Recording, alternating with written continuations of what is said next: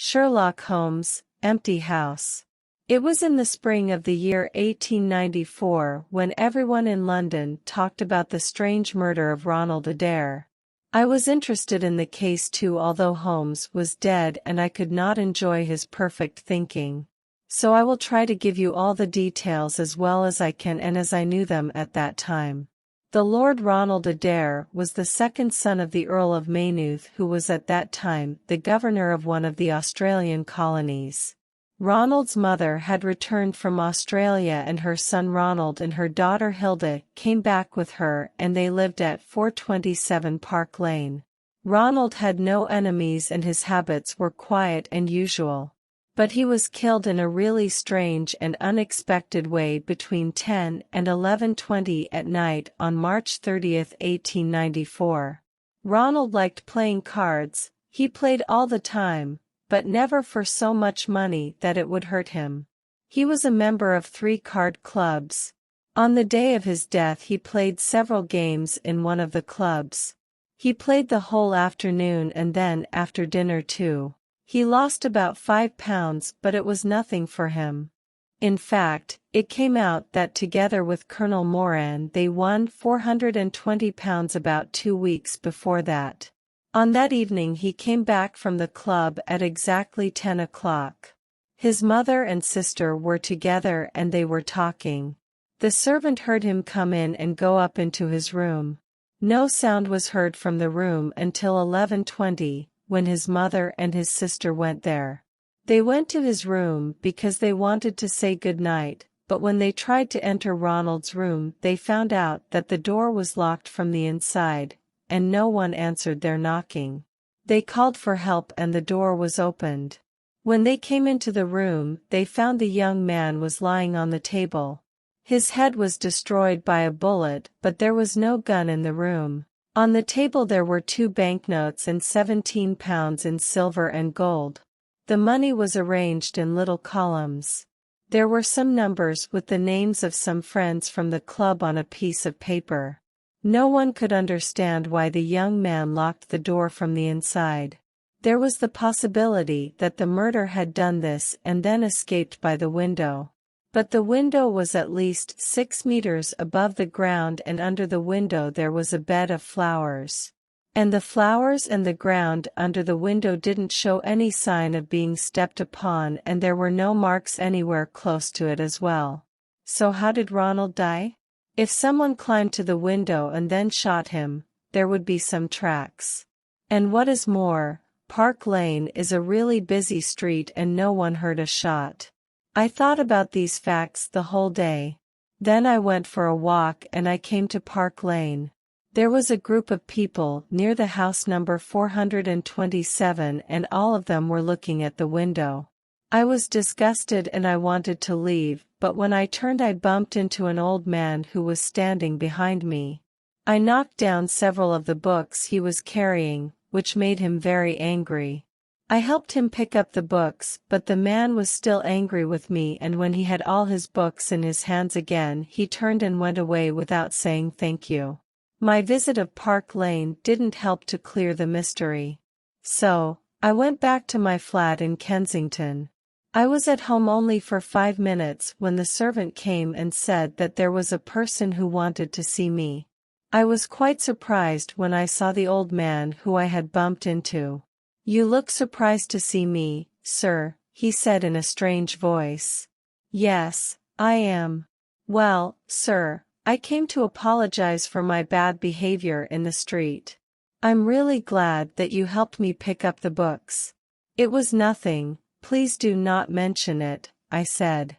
"May I ask you how you knew who I was?" "Well, sir, I live near here. I have my little bookshop at the corner of Church Street. If you are interested in books I can offer you some. If you buy about 5 books they will perfectly fill in that place in the second shelf. It looks so messy, doesn't it?" I turned my head and looked at the shelf behind me. When I turned back, Holmes was standing in front of me. He was smiling. I stood up. And then I don't remember anything. I probably fainted for the first time in my life. The next thing that I remember was that Holmes was bending over my chair giving me some whiskey. "My dear Watson," he said, "I am sorry. I had no idea it would be such a shock for you." I caught this arm. "Holmes!" I cried. "Is it really you? Are you really alive? How did you manage to get out of that awful abyss?" "Wait a moment," he said. "Are you sure that you are fit enough to discuss it? I can see that my dramatic appearance gave you a serious shock." "I'm all right, but Holmes, how come that you are alive?" I asked. "My dear friend, I am so happy to see you. But now please tell me, how did you manage to get alive out of that terrible place?" He sat opposite to me and lit a cigarette and started talking. "I would like to explain everything to you, Watson, but I cannot now. I need your help because a long and dangerous night is in front of us. So it will be better if I gave you the explanation of the whole story later. I will do anything for you. But I would like to hear your explanation right now. So, will you come with me tonight?" "Of course I will." "Well, let's talk about what happened. First, let me tell you that I never fell into the abyss." "You didn't?" "No, Watson. The short note which I wrote to you was absolutely real. I really believed that it was my end. When I saw Professor Moriarty standing on the narrow way which led to safety, it was clear to me that he wanted to kill me. I spoke to him and he allowed me to write the short note which you received later. I left it in my cigarette box and went along the way. Moriarty was close behind me. When I reached the end of the way, he didn't take out any gun, but he attacked me and caught me in his long arms. He wanted to push me down into the abyss. But as you know, I have some knowledge of judo which was really useful this time. I got out of his arms and then pushed him. He screamed and then he lost his balance and fell. He fell for a long time. Then he struck a rock and fell into the water. But the tracks!" I cried. "I saw with my own eyes that 2 tracks went down the way, but none of them returned. It happened in this way. At the moment when Professor Moriarty died, I realized that I was really lucky. I knew that Moriarty was not the only man who wanted to kill me. There were at least 3 other men who wanted to destroy me. All of them were really dangerous, and I realized that if they believed that I was dead, they would leave me alone, and then I would have the chance to destroy them. And when they die, then I could tell everyone that I was alive. So I stood and looked at the rock wall behind me. In your story about me and Professor Moriarty, you wrote that the wall was smooth. But that wasn't true. There were a few small steps and a few places where you could rest. The wall was very high and no normal man would climb up there. And that was exactly why I decided to do it. It was really difficult. More than once the grass came out in my hand and my foot slipped. But after some time I reached the place where I could have a rest. I laid down and I could see you well below me as you investigated what happened and how I died. When you believed that I was dead, you went back to the hotel and I was left alone. I thought that it was the end of my adventures, but then something unexpected happened. A huge rock came down from above and it fell only a few centimeters from me. First I thought it was an accident, but when I looked up I saw a man's head. And a few seconds later another big stone came down and it missed my head by a few centimeters. At that moment I realized that Moriarty wasn't alone. His friend watched us when the professor attacked me. And from the distance he could see that Moriarty died and I managed to escape. That was why he went to the top of the cliff and tried to hit me with a stone. I didn't take long to think about it, Watson. I saw that terrible face look over the cliff again and I knew that another stone was coming. I started to climb down. The climb down was much more difficult than getting up. But I had no time to think of the danger, because another stone was falling at me. In the half of the cliff I slipped, but fortunately I landed on the way. I started running and that night I went about 10 miles. And a week later I was in Italy and no one knew anything. Only one person knew where I was, and that was my brother Mycroft.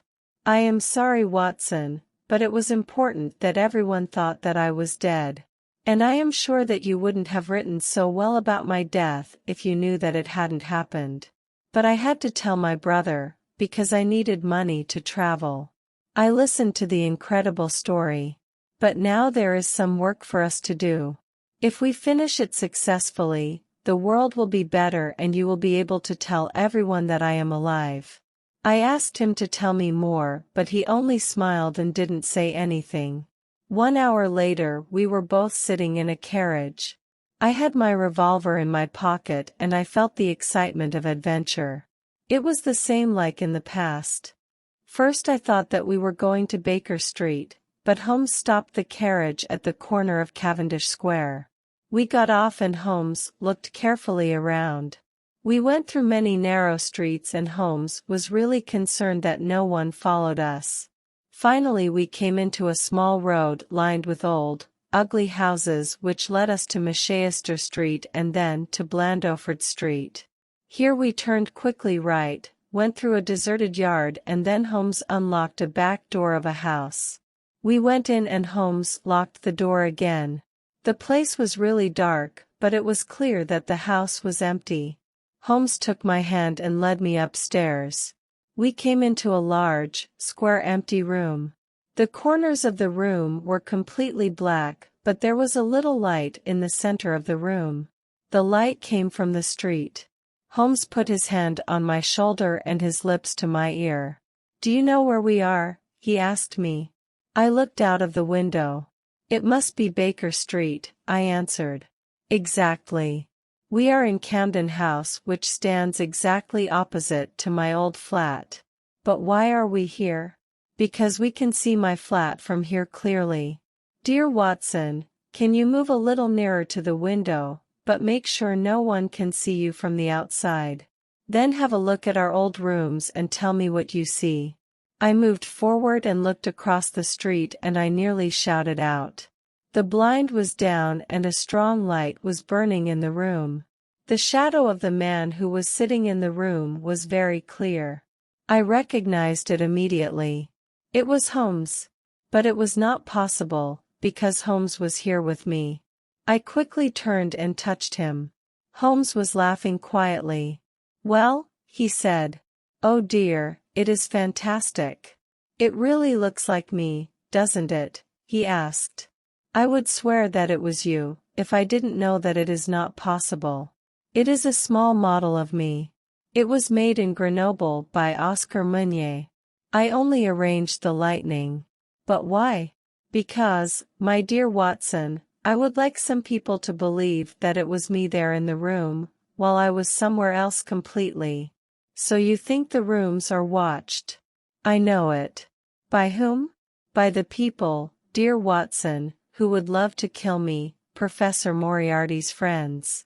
Only they know that I am not dead. They knew that one day I would come back to my flat and this morning they saw me arrive." "How do you know this?" "Because I recognized one of their men when I looked out of the window. My friend's actions started to make sense to me. From this dark and empty house he could watch the people who were watching him. And the shadow in the window was just a bait which should attract them. We stood there in the darkness and watched people passing. Holmes was quiet and he didn't move. But I knew that he was concentrated. He watched the people in the street and from time to time he moved or tapped with his fingers on the wall. At last, as midnight came and the street was less busy, something happened. "Look, Holmes," I cried. "The shadow has moved." "Of course it has moved," he said. "We are against some of the most clever men in Europe. We have been in this room for 2 hours and during that time my servant, Mrs. Hudson, has made some changes in that figure 8 time. She changes its position every 15 minutes. She does it from the front, and that is why you will never see her shadow." Holmes became really excited now. I could see nothing new in the street, but Holmes behaved as if he knew better. He pulled me into the darkest corner and put his hand on my lips. And suddenly I could hear it too. There was a low sound which did not come from Baker Street. It came from the house in which we were hiding. A few seconds later I could hear steps which were coming to us. The steps were meant to be silent, but they were very loud in this empty house. We moved deeper into the corner and I put my hand on my revolver.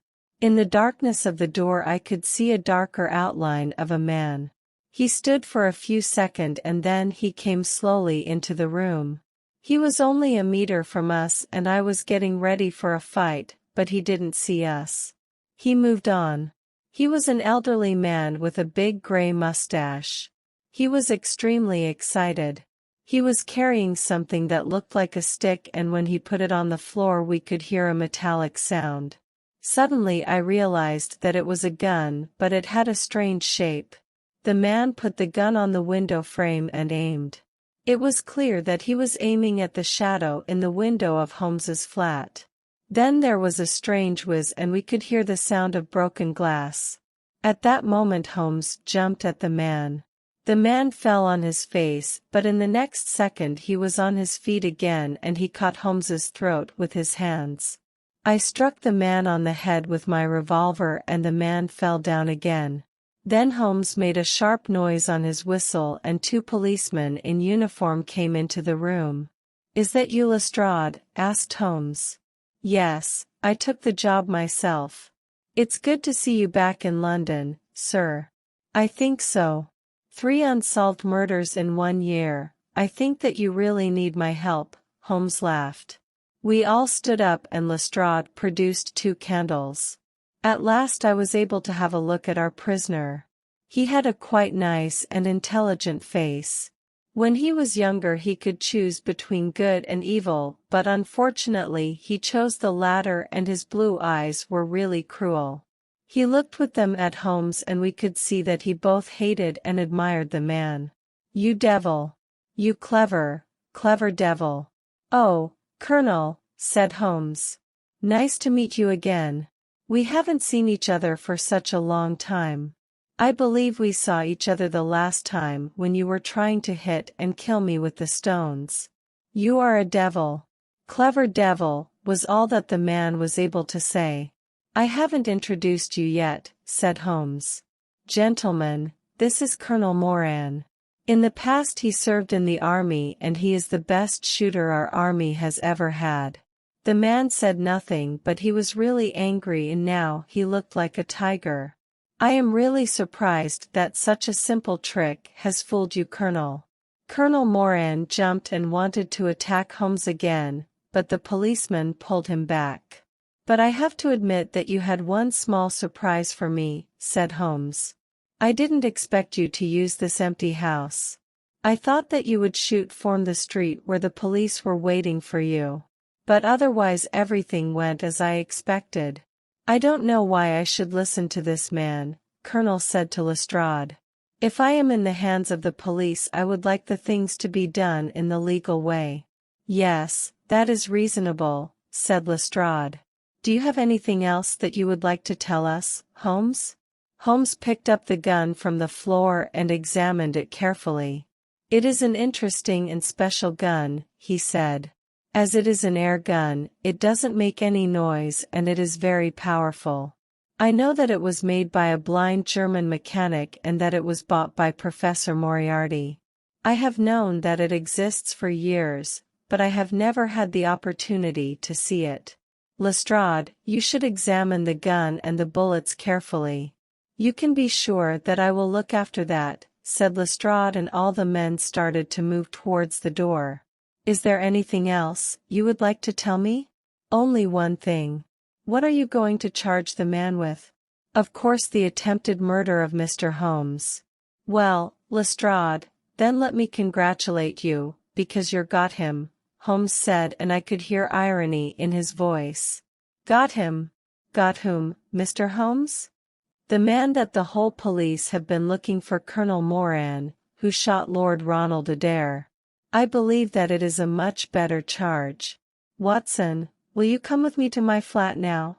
I will show you a thing or two." When we came to the flat I could see that nothing has changed here. "Good evening, Mrs. Hudson." Are you all right? Holmes asked his servant. Yes, I did everything as you told me. I went to the model on my knees. Great. You did it very well. Did you see where the bullet went? Yes, sir. I am afraid it destroyed your beautiful model, because it passed through the head and flattened itself on the wall. I picked it up from the floor. Here it is. Thank you, Mrs. Hudson. Holmes held it to me. See, a soft revolver bullet. No one would expect such a bullet to be fired from an air gun. Let's sit down now, Watson. There are several more points I would like to discuss with you. I sat down and Holmes looked at the model. Great shot. The bullet went through the head and the brain. Colonel Moran is still one of the best. Have you ever heard his name? No, I have not, I answered. Could you just give me my book of biographies from the shelf? Holmes asked me. He went through the pages lazily and then he stopped and handed the book over to me and I read. Moran, Sebastian, Colonel. Born in London 1840. Educated in Eton and Oxford. Served in Jawaki Campaign, Afghan War, Karaziab, Sherpur and Kabul. This is unbelievable. He was a great soldier. It is true, Holmes answered. He was really a great soldier. But then at one point Colonel Moran began to go wrong. He had to leave India. He left the army and came back to London. Here Professor Moriarty found him. Moriarty gave him a lot of money and used him for killing one or two very important people. Do you remember the death of Mrs. Stewart in 1887? No? Well, I am sure Moran was the one who did it, but nothing could be proved. Even when the police caught the Moriarty's gang, they could not find anything against Colonel Moran and they had to let him go. I am sure that it was him who threw the stones at me when I killed Moriarty. And since that day he was like a big shadow hanging over me. I knew that he had the air gun and that he was an excellent shooter and I was afraid that one day he will shoot me. And I couldn't do anything. If I went to the police they would laugh at me and they would do nothing. So I hoped that Colonel Moran would make a mistake. And then I read about the death of Lord Ronald Adair in the newspaper. My chance had come. I was quite sure that Moran had done it. They played cards together and then Moran followed Ronald home and shot him through the open window. So I came back to London as quickly as I could. I was seen by Colonel's people and I knew that Colonel Moran will try to kill me as soon as possible and that he will do it with the same gun with which he killed Ronald Adair. That was why I prepared the great target in my flat and informed the police that they might be needed tonight. But when I chose my point of observation I never dreamed that he would choose the same point for his attack. Now, dear Watson, is there anything more you would like me to explain? Yes, I said. I still do not know why Colonel Moran killed Lord Ronald Adair. I think it is not difficult to find out why. As you know, Colonel Moran and Ronald Adair together won a lot of money. I am sure that Moran cheated and I think that on the day of the murder Adair discovered that Moran was cheating. I believe that Adair talked to Moran privately and told him to stop playing cards in the club. I think that he didn't want to start a scandal as Colonel Moran used to be a soldier and much older than him. But this would not do for Moran as the money from cards was his only income. And that was why he murdered Lord Ronald Adair. At the time of murder, I think, Adair was counting how much money he should return to the people from the club. He didn't want to profit from his partner's cheating. He locked the door because he didn't want to be surprised by his mother or sister and the numbers and names were the sums he wanted to give back to the people. Do you agree with me? I believe that you are right. We will see during the trial.